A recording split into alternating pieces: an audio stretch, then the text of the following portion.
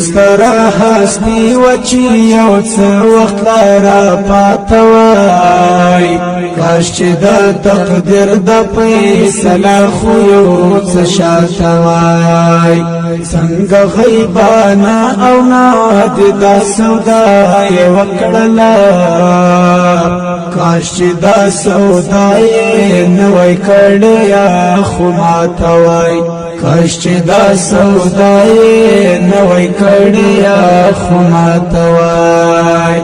سترا هستی وچی یو څه وخت را پاتوای کاش چې د تقدیر د فیصله خو یو څه شاتوای څنګه غیبانا او ناد د سودا یې وکړلا